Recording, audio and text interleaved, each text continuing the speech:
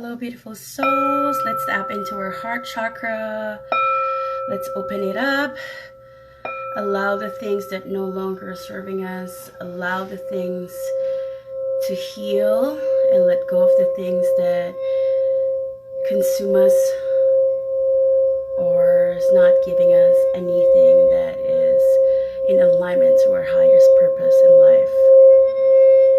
So open your heart chakra. Let's heal our relationship to ourselves, our relationship to our parents, to our loved ones, to the people that matters to us, and also to our business, to our clients, to our friends, co-workers. Transmute the energy of love back to the universe with light and love, and receive.